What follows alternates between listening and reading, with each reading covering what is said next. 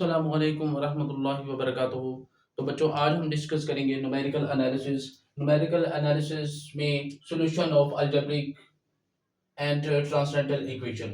तो सबसे पहले हमें पता होना चाहिए कि अलजेब्रिक इक्वेशन क्या है और ट्रांसेंडेंटल इक्वेशन क्या है। The equation f of x is equal to 0 is called algebraic equation if it is purely polynomial in x।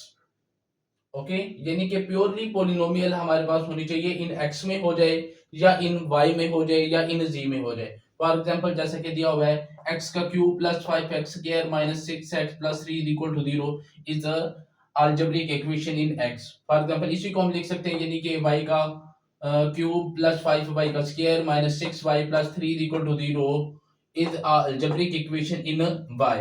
इसी चीज को हम लिख सकते हैं z का क्यूब प्लस 5z का square minus 6z plus 3 is equal to 0 is algebraic equation in z।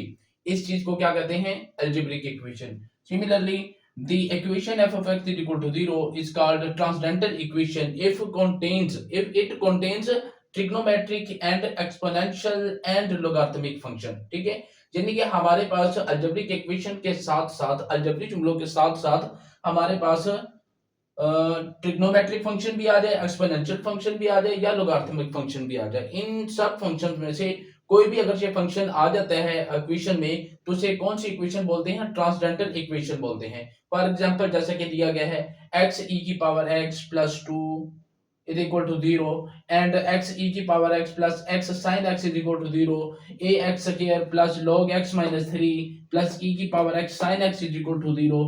ये सारी की सारी हमारे पास क्या है? ट्रांसेंडेंटल इक्वेशन है।